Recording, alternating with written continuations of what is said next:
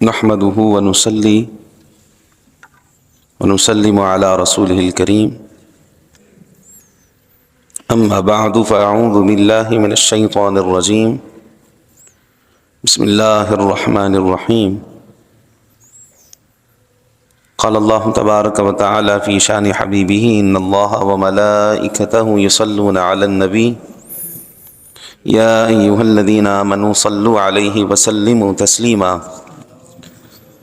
اللهم صل على سيدنا ومولانا محمد وعلى آل سيدنا ومولانا محمد بعدد كل شيء معلوم لك ربي أرني بجمالك يا رسول الله يا رسول الله يا رسول الله۔ غور و فکر کے حوالے سے ہمارا بیان چل رہا تھا۔ شعب الایمان کتاب تعظیم القرآن فصل فی قراءۃ القرآن من المصحف، اس باب میں ایک حدیث پاک حضرت سیدنا ابو سعید خدری رضی اللہ تعالیٰ عنہ سے مروی ہے۔ آپ فرماتے ہیں کہ حضور نبی کریم رؤوف الرحیم صلی اللہ تعالیٰ علیہ وآلہ وسلم نے ارشاد فرمایا، اپنی آنکھوں کو عبادت میں سے حصہ دو۔ تو صحابہ کرام نے عرض کی، یا رسول اللہ صلی اللہ علیہ وآلہ وسلم، عبادت میں آنکھوں کا حصہ کیا ہے؟ فرمایا، قرآن پاک کو دیکھنا، اس میں غور و فکر کرنا اور اس کے عجائب سے عبرت حاصل کرنا، یہ ہے آنکھوں کی عبادت۔ یہ جو ہماری آنکھیں ہیں، اللہ تبارک و تعالیٰ نے ان کی باؤنڈریز بھی بیان فرمائی ہیں۔ یہ نہیں کہ ہم ہر کسی کو دیکھتے رہیں چلتے پھرتے، بلکہ مومنین کی شان اللہ تعالیٰ نے کیا بیان فرمائی؟ فرمایا وَقُلْ لِلْمُؤْمِنِينَ يَغُضُّوا مِنْ أَبْصَارِهِمْ، پیارے حبیب آپ مومنوں سے فرما دیجئے کہ وہ اپنی نگاہوں کو نیچا رکھیں، وَيَحْفَظُوا فُرُوجَهُمْ، اور اپنی شرمگاہوں کی حفاظت کریں۔ تو یہ جو آنکھیں ہیں، ان کی حفاظت کرنی ہے، ان کے بارے میں سوال ہونا ہے۔ اسی آنکھ سے اگر ہم بے حیائی دیکھیں گے تو مراتب میں کمی ہے، اسی آنکھ سے اگر ہم بے حیائی دیکھیں گے تو اس کے اثرات ہمارے ظاہر اور باطن پر ہوں گے۔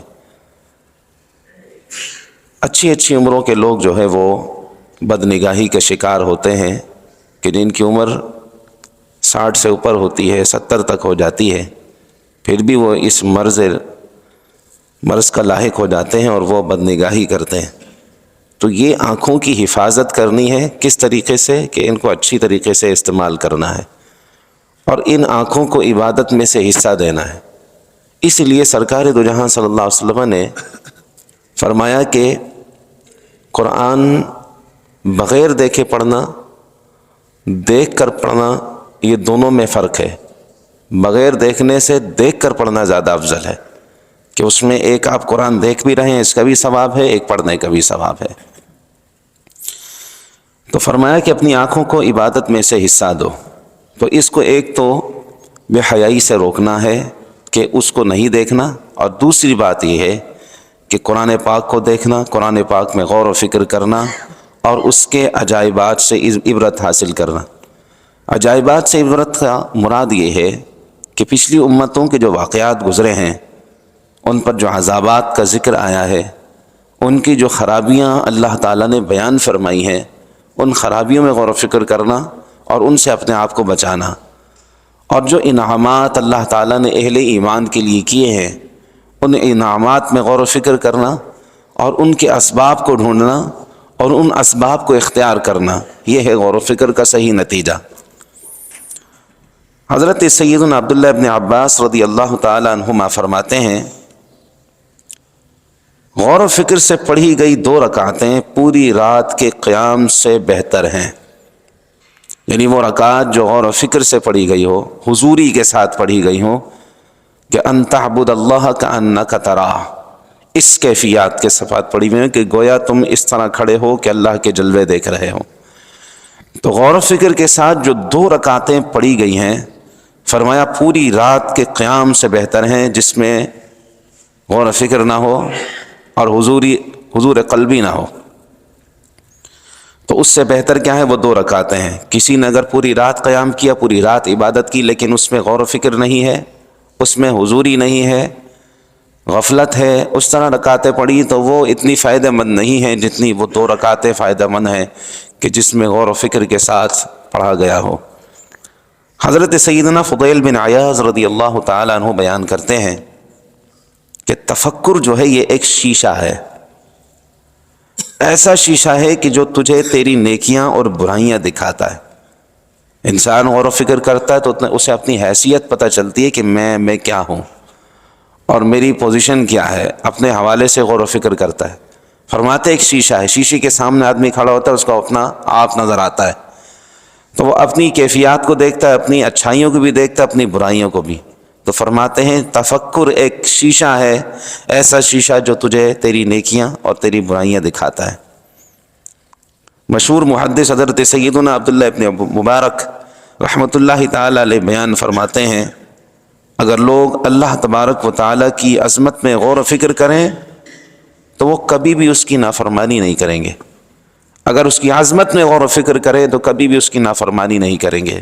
غور و فکر کریں گے نعمتوں کا پتہ چلے گا، غور و فکر کریں گے انعامات کا پتہ چلے گا، غور و فکر کریں گے تو اللہ تعالیٰ کی ناراضی کا علم ہوگا، اور یہ جو اللہ کی ناراضی کا علم ہو جائے کسی کو تو پھر وہ کبھی بھی اس کو ناراض نہیں کرتا۔ وہ کہتا سب دنیا مجھ سے ناراض ہو جائے بس رب ناراض نہ ہو جائے۔ وہ کہتا سب جہاں اگر ناراض ہوتا ہے بس رب راضی رہے مجھ سے، اس کو راضی کرتا ہے۔ یہ ایک بڑا مقام ہے کہ جب رب کی رضا حاصل ہو جاتی ہے تو پھر سب کچھ حاصل ہو جاتا ہے، اور رب کی رضا غور و فکر سے حاصل ہوتی ہے۔ حضرت صاحب فیض القدیر اس میں بیان فرماتے ہیں کہ اللہ تبارک و تعالیٰ نے ہر مطلوب کے لیے ایک چابی بنائی ہے جس کے ذریعے اس تک رسائی حاصل ہوتی ہے۔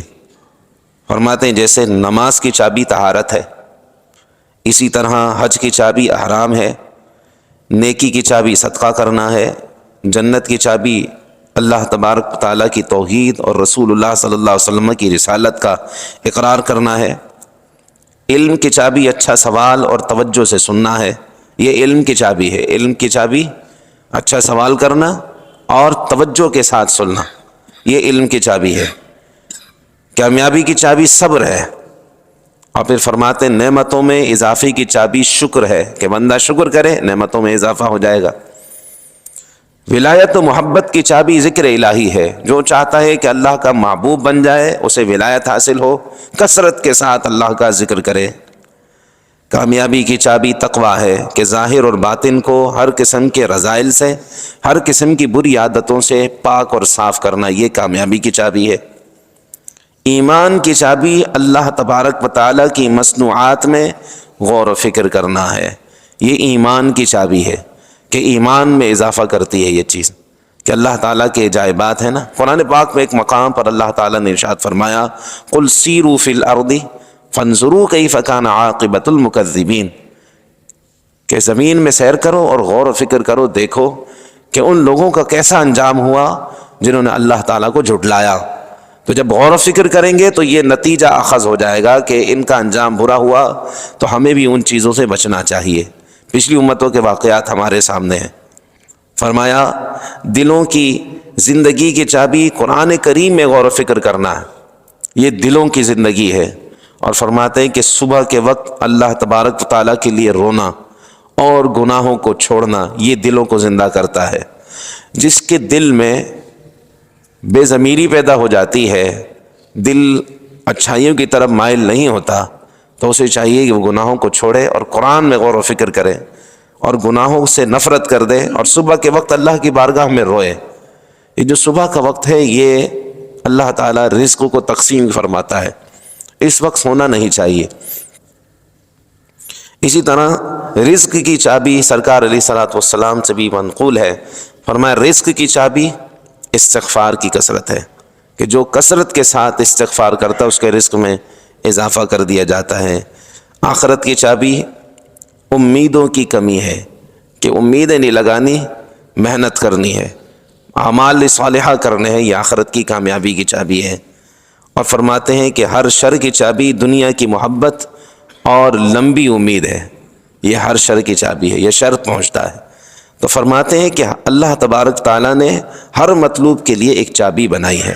ہم نے جتنی چابیاں یہاں سنی ہیں، اللہ تبارک تعالیٰ کی بارگاہ میں دعا ہے کہ ہمیں ان کو اختیار کرنے اور دوسروں کے تک اس چابی کو پہنچانے کی بھی توفیق عطا فرمائے، اور اللہ تبارک تعالیٰ ہمیں ہر معاملے میں آسانی عطا فرمائے، غور و فکر کرنے کی، غور و فکر کے ساتھ نماز پڑھنے کی توفیق عطا فرمائے. آمین بجاہ سید المرسلین وآخر دعوانا الحمد للہ رب العالمین.